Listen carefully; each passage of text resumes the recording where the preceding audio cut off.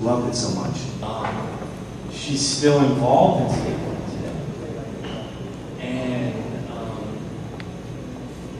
I mean, being a pioneer of women's skateboarding, it seemed like where girls skateboarding has gone, they're almost as good as the guys. Right? Yeah. And so her daughter is going to come here and say a couple words about her, as she knows about her.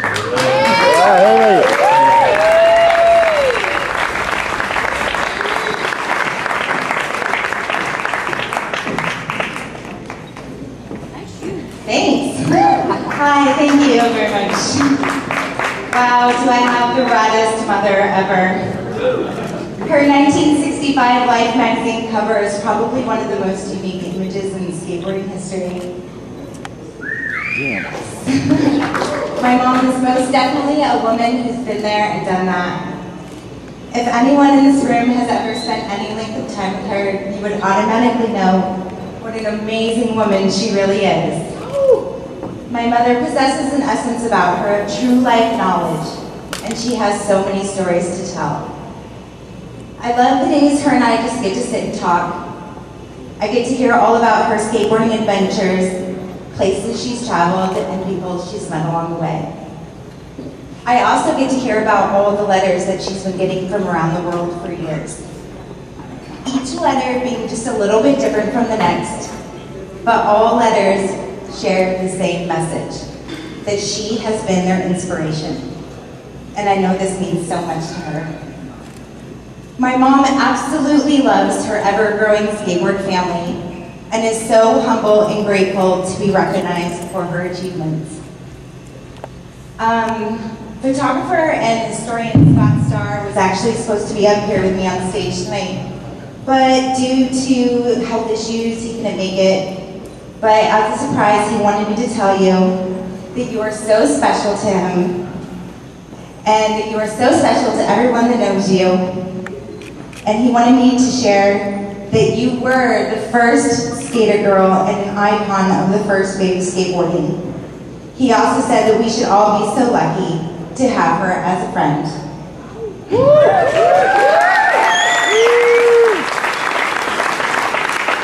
Mom, I love you so much. You are my life inspiration. I am so proud of you. And now I'm extremely pleased to present to you the first woman to be inducted into the Skateboarding Hall of Fame, my mother, Patti McGee.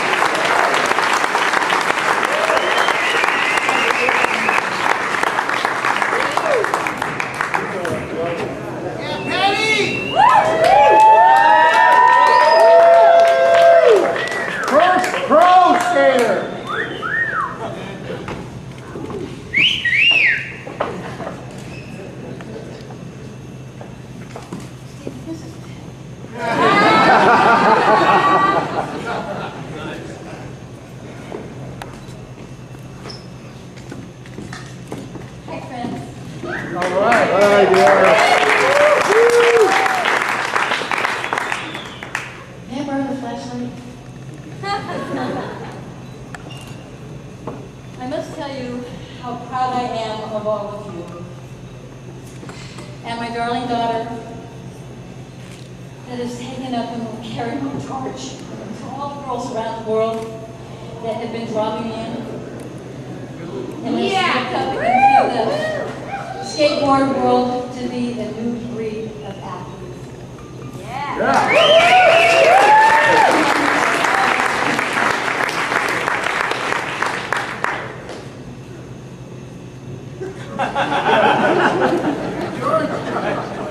I'm honored and thrilled to the core to be standing up here before you. So I'm going to read from my notes, frankly, because I am starstruck with the company that I am. And I don't want to wander or forget what I'm going to say and what I've been prepared to say. And I hope that's okay with all of you. In case you're wondering, I grew up in San Diego, on the bay, and on the ocean side of Point Long. I want to thank my mom for being so supportive in all my adventures, from sailing straight out of the bay to follow whales on a few occasions, and she was watching from the lighthouse. Bless her.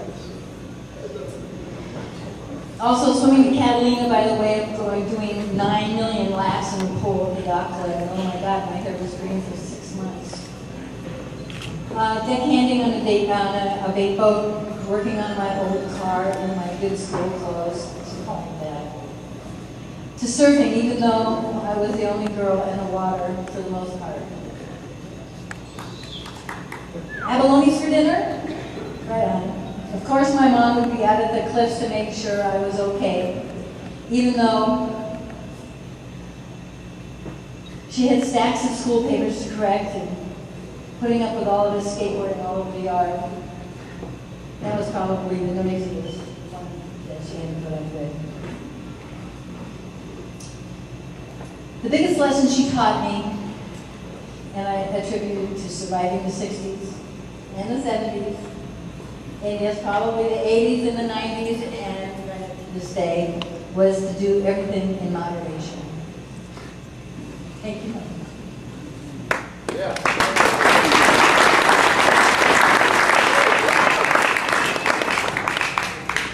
Although, I wonder what she would say if she could see what Bob Burnquist in his backyard.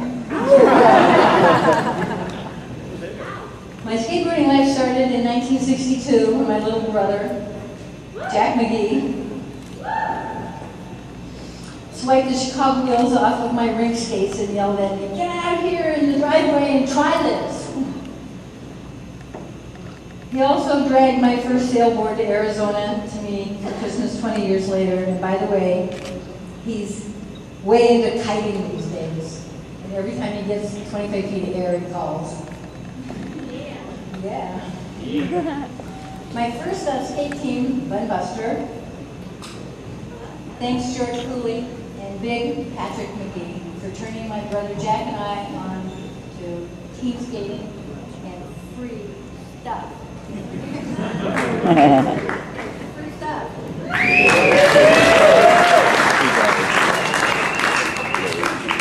That brings me to Hobie Alter. I met Hobie on a late afternoon as he was pushing his way out the door at his Dana Point shop in a suit, with his arms full of folders and briefcases. And of course, I was nervous. And of course, he was in a hurry. Actually, I wouldn't even have been there if I hadn't changed the tire for this lady on the freeway up by Santa Monica, and she hadn't given me $10 for gas for my old Volkswagen bus. Anyway, there I was with my 8x10 black and white glossy photographs and my new Women's National Skateboard Champion trophy, all full of hope to try out for his team, and he's almost late to the airport with his big trip to Macy's.